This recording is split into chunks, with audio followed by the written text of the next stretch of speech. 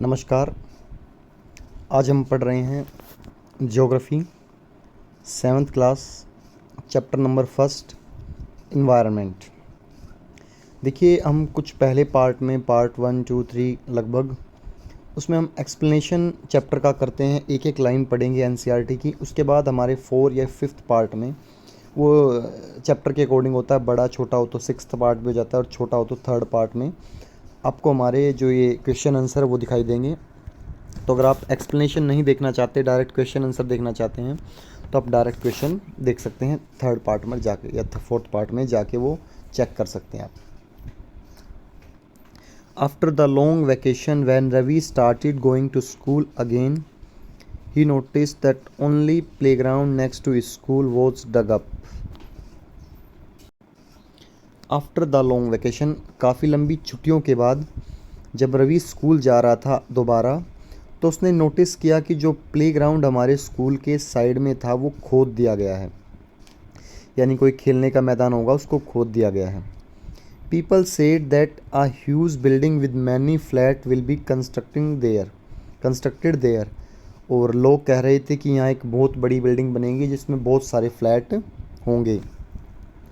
Ravi was almost in tears when he realized that the big playground with his soft grass, marigold and butterflies is gone forever।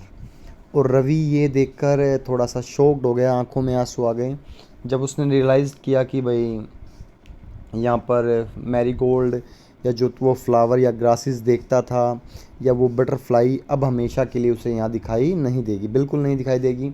अगर हम एक garden से हटाकर वहाँ पे building बनाएंगे तो देखो सिंपल सी बात है, वहाँ बर्ड्स वगैरह यहाँ जो भी फ्लावर वगैरह वो वहाँ पर दिखाई नहीं देंगे। He shared his feeling with his classmate. उसने वो बात या फीलिंग जो भी अपने क्लासमेट के साथ शेयर की, यानी जो स्कूल में जा रहा था तब। In the assembly the principal too sadly observed see how our environment is changing. और जब उसकी स्कूल में असेंबली हो रही थी तो प्रिंसिपल ने भी कहा कि देखो हमारा इन्वायरमेंट कैसे चेंज हो रहा है। अब बच्चा था, बच्चे के मन में डाउट रहा कि इन्वायरमेंट क्या है। तो जैसे रवि क्लास में पूछता है, in the class Ravi asked his teacher what is environment.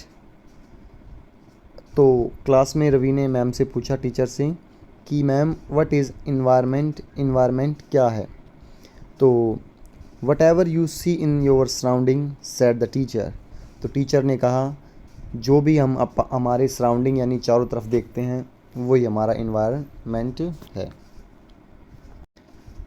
Ravi thought aloud that means the school, building, table, chairs in the classroom, even that open field, the road, the garbage, my friends, all are parts of environment। तो रवि सोचकर बोला जोर से, किसका मतलब तो ये school की बिल्डिंग हो गई, ये टेबल्स, ये चेयर्स, ये जो गार्बेज गिरा हुआ है या रोड, ये सारे मेरे फ्रेंड्स के इन्वायरमेंट का पार्ट हैं, क्योंकि आपने तो कहा मैडम कि ये हमारे चारों तरफ इन्वायरमेंट है। तो yes said the teacher, but wait, some objects are created by nature, for example mountain, rivers, trees, animals, other are made by people, for example road, car, clothes, book। तो ma'am ने कहा हाँ ये सब environment का part हैं, लेकिन हमें एक बात और ध्यान रखनी है कि इसमें से कुछ नेचुरल हैं जो नेचर द्वारा बने हैं, जैसे हमारे चारों तरफ माउंटेन्स हो सकते हैं, रिवर्स हो सकती हैं, ट्रीज़ हो सकते हैं, एनिमल्स हो सकते हैं, they are natural. Others are made by people, लेकिन कुछ लोगों द्वारा बनाए गए हैं, जैसे हमने रोड्स बनाए, बिल्डिंग बनाए, कार्स बनाई। तो इस पार्ट का ध्यान रखना है आपको। Now work in pairs, make a list with your classmate sitting next to you of the creation of nature and by human being. तो ये आपको एक्टिविटी स्कूल में करनी होती है। अगर आपकी मैम कराए कि अब एक लिस्ट बनाइए, आप अपने क्लासमेट के साथ कर सकते हैं और उससे पूछे कि चलो भाई जो नेचर ने क्रिएट किया है या ह्यूमन बीइंग ने क्रिएट किया है उनको बैठ कर लिखते हैं। फिर उसके बाद मैम ने कहा आप भी कर सकते हैं। Ravi, Paramjit, Jassi, Mustafa, Asha were all excited about making the list. सभी बच्चे लिस्ट बनाने के लिए एक्साइटेड थे, लेकिन तभी इकबाल क्या बोला, why is our environment changing. तो पूछा गया कि हमारा इन्वायरमेंट चेंज क्यों हो रहा है, ऐसा क्वेश्चन इकबाल ने पूछा, क्योंकि असेंबली में भी ऐसा अनाउंस हुआ था तो इकबाल के मन में भी डाउट था।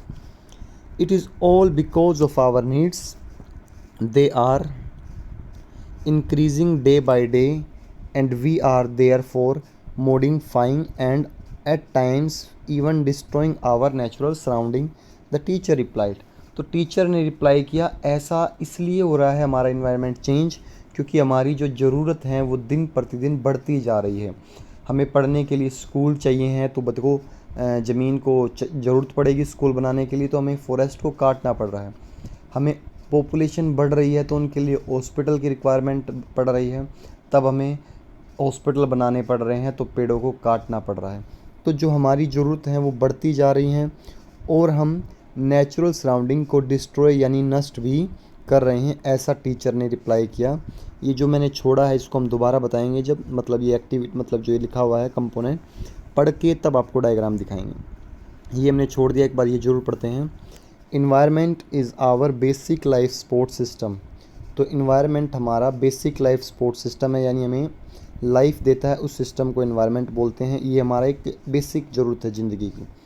It provides the air we breathe, the water we drink, the food we eat and land where we live. ये हमें वो हवा देता है, पानी देता है पीने के लिए और सांस लेने के लिए ऑक्सीजन देता है, खाना देता है। तो ये सब चीज़ें इन्वायरमेंट से मिलती है। How do human being modify the natural environment. Human ने नेचुरल इन्वायरमेंट को मॉडिफाई कैसे किया है। The car fumes pollute the air. जो कार के धुआं निकलता है उससे एयर पोल्यूट हो रही है। Water is collected in a pot. पानी एक मटके में इकट्ठा हो रहा है। Food is served in vessels. हमने बर्तनों में खाने को रखा हुआ है। And land is use to build factory. और फैक्ट्री बनाई हमने ज़मीन को यूज़ करके। तो ऐसे चीज़ों से हम एनवायरनमेंट को मॉडिफाई कर रहे हैं। Human being makes cars, miles factory and manufacture containers. This is how human being modify natural environment.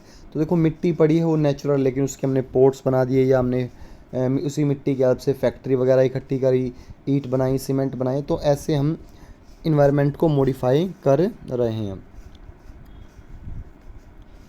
From the above conversation, you understand that the place, people, things, and nature that surround any living organisms is called environment। तो ऊपर वाली बातचीत से हम समझते हैं कि जो प्लेस जगह है या जो पीपल व्यक्ति या जो चीज़ें या जो नेचर हमारे चारों तरफ है या किसी भी लिविंग ऑर्गेनिजम्स के चारों तरफ है उसे इन्वायरमेंट कहते हैं। तो यहाँ से अगर एग्ज़ाम में आता है व्हाट इज़ इन्वायरमेंट, तो अब आप डेफिनेशन बना सकते हैं। The place, people, things and nature that surround any living organism. यानी वो प्लेस या वो व्यक्ति या जो भी मतलब थिंग्स हमारे चारों तरफ है, किसी भी लिविंग ऑर्गेनिजम्स के चारों तरफ है, वो उसका इन्वायरमेंट होता है। तो यहाँ से क्वेश्चन ये भी बनता है क्या सबका इन्वायरमेंट सेम होता है? नहीं। एक शेर पैदा होता है जंगल में तो उसके चारों तरफ फॉरेस्ट में ट्रीज़, रिवर्स होती हैं, तो वो उसका इन्वायरमेंट है। एक मछली के चारों तरफ पानी, बड़ी फिशेज़ या समुद्री जीव जंतु होंगे तो वो उसका इन्वायरमेंट है। It is a combination of natural and human made phenomena. तो इन्वायरमेंट नेचुरल और ह्यूमन मेड फिनोमिना पर आधारित होता है। वहाँ प्राकृतिक और इंसान से बनी दोनों चीज़ें होती हैं। while the natural environment to both biotic and abiotic condition existing on the other। Natural environment में दो चीज़ें आती हैं, बायोटिक और एबायोटिक। मैं आपको अभी समझाता हूँ, अभी आप ऊपर डायग्राम से समझ सकते हैं।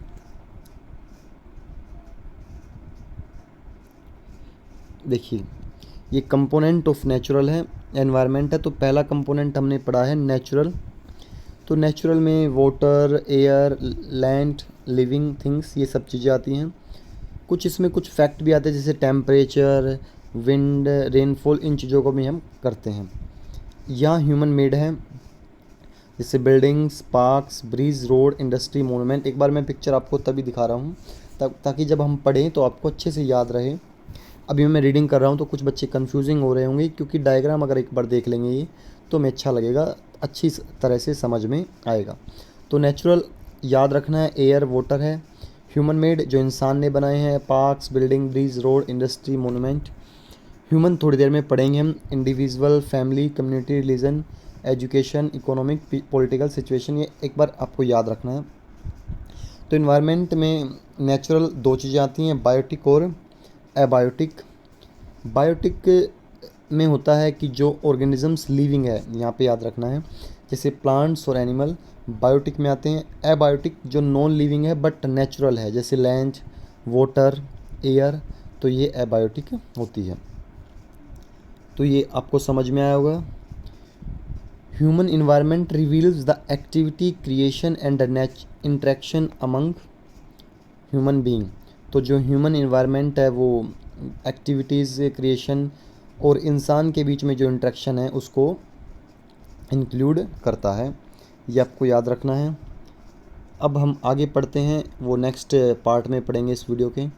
इस चैप्टर के कम से कम 3 पार्ट बनेंगे, तो फ़िलहाल हम आगे पढ़ेंगे नेक्स्ट पार्ट में कि क्या नेचुरल इन्वायरमेंट के पार्ट है। ये सिर्फ इंट्रोडक्शन है, इसमें ज़्यादा याद करने के लिए कुछ नहीं था। फिर भी अगर आपको डाउट रहता है तो नीचे हमारा व्हाट्सअप नंबर है, वहाँ आप हमें व्हाट्सअप कर सकते हैं। और आज से हम नीचे अपना इंस्टाग्राम लिंक भी डाल देंगे, तो वहाँ से आप हमें फॉलो कर सकते हैं। Thank you.